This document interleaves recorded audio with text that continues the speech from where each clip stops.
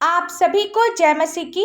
मेरे प्रियो, जब तक हम इस पृथ्वी पर रहेंगे हमें निश्चित रूप से विपत्तियों का सामना करना पड़ेगा। लेकिन बाइबल यह स्पष्ट करती है कि परमेश्वर की संतान होने के नाते हम मसीह के बलिदान के कारण विजय किए गए हैं। विपत्ति पर विजय पाने का अर्थ है कि हम पूरी तरह से परमेश्वर के प्रति समर्पित हो जाएं, ताकि यीशु मसीह के नाम पर हर विपत्ति पर विजय प्राप्त कर सके। बाइबल में 5 ऐसे वचन हैं जो विपत्ति के समय में आपकी आत्मा को प्रभु से जोड़े रखती है। वचन में आगे बढ़ने से पहले आप हमारे चैनल में नए हैं तो चैनल को सब्सक्राइब करें और नोटिफिकेशन ऑन करें, ताकि परमेश्वर की महिमा के लिए जितने भी वीडियोज डाले जाए वो आप तक पहुंच सके।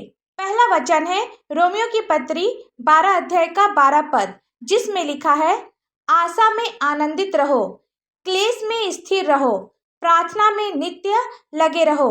आज आप सोचेंगे कि इस दुनिया में हम उदास, चिंता और दुख भरी जीवन में हम आशा में आनंदित कैसे हो सकते हैं।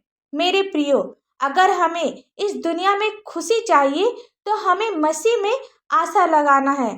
जब हम मसीह को चुनते हैं तो हम अपने जीवन में पवित्र आत्मा की शक्ति के लिए खुद को खोलते हैं। आत्मा हमें खुशी और आशा देती है। यही आशा हमें क्लेश में, विपत्ति में स्थिर रखती है। दूसरा वचन है यूहन्ना रचित सुसमाचार 16 अध्याय का 33 पद, जिसमें लिखा है, मैंने ये बातें तुमसे इसलिए कही है कि तुम्हें मुझ में शांति मिले। संसार में तुम्हें क्लेश होता है, परंतु ढाढ़स बांधो, मैंने संसार को जीत लिया है। यानी विपत्ति के समय में यह वचन हम सभी को ढाढ़स बांधने को कह रहा है, क्योंकि मसीह की जीत उन सभी परेशानियों और विपत्तियों को दूर कर देती है जिससे हमें क्लेश और दुख मिलता है। इसलिए हमें वचन पर स्थिर रहना है। तीसरा वचन है दूसरा कुरिन्थियों 1 अध्याय का 20 पद, जिसमें लिखा है, क्योंकि परमेश्वर की जितनी प्रतिज्ञाएं हैं वे सब उसी में हाँ के साथ है, इसलिए उसके द्वारा आमीन भी हुई कि हमारे द्वारा परमेश्वर की महिमा हो। बाइबल जीवन की पुस्तक है। बाइबल में जितनी प्रतिज्ञाएं हैं उसमें लिखी हर एक शब्द हमारे जीवन पर लागू होता है, जिसके द्वारा हम परमेश्वर की महिमा करें और विश्वास करें कि परमेश्वर ने जो भी वचन में हमारे लिए कहे हैं वह पूरा होगा, क्योंकि उसकी प्रतिज्ञाएं हाँ और आमीन के साथ है। वचन हमें परमेश्वर को जानने और समझने का अवसर देता है। इसलिए हमें विपत्ति के समय घबराना नहीं है। हमें परमेश्वर की प्रतिज्ञा को याद करना है, क्योंकि उसकी प्रतिज्ञा हाँ और आमीन है। चौथा वचन है दूसरा कुरिन्थियों 4 अध्याय का 8 और 9 पद, जिसमें लिखा है, हम चारों ओर से क्लेश तो भोगते हैं पर संकट में नहीं पड़ते, निरुपाय तो होते हैं पर निराश नहीं होते, सताए तो जाते हैं पर त्यागे नहीं जाते, गिराए तो जाते हैं पर नष्ट नहीं होते। यानी परमेश्वर का वचन हमसे कह रहा है कि हम चारों ओर से दुख और क्लेश तो भोगते हैं पर संकट में नहीं पड़ते। जो चीज इच्छा के अनुसार नहीं मिलता तो निराश नहीं होते, क्योंकि परमेश्वर उससे भी बढ़कर हमें देता है, हमारी सोच से भी ज्यादा। हम सताए तो जाते हैं पर परमेश्वर हमें कभी नहीं त्यागता। हम सभी दुख में पड़कर गिर जाते हैं पर नष्ट नहीं होते। कितनी महान बातें हैं। 5वां वचन कहता है भजन संहिता 3 अध्याय का 3 पद, जिसमें लिखा है, परंतु हे यहोवा, तू तो मेरे चारों ओर मेरी ढाल है, तू मेरी महिमा और मेरी मस्तक का ऊंचा करने वाला है। अर्थात जो लोग पाप को पूरी रीति से छोड़ते हैं, परमेश्वर उसके जीवन के लिए ढाल बनकर रहता है। परमेश्वर उसको ऊंचे स्थान पर बैठाता है और उनकी दुआओं को, उनकी प्रार्थना को वह सुनता है।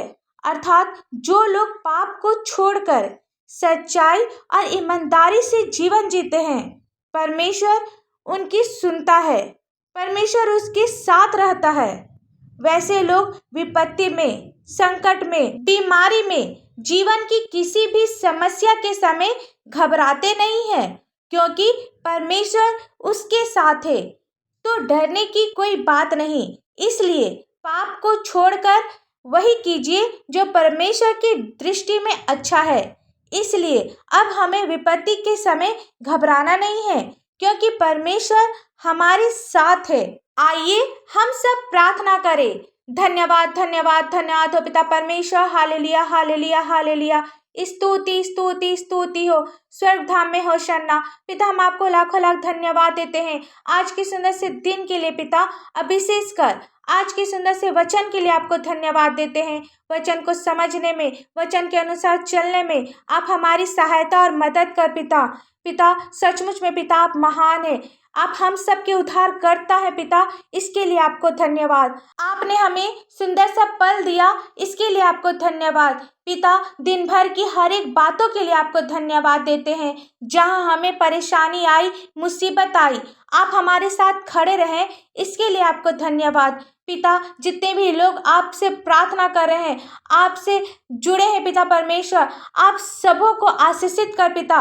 प्रत्येक के हृदय में आप कार्य कर पिता, छोटे से लेकर बड़े तक आप हर एक की आवश्यकताओं को पूरा कर पिता। आप इनके जीवन में एक बड़ा बदलाव को आने दे पिता परमेश्वर। ये लोग जो विपत्ति से, जो क्लेश से, जो दुख से होकर गुजर रहे हैं पिता, आप इनके जीवन में अपनी आशीष दे पिता।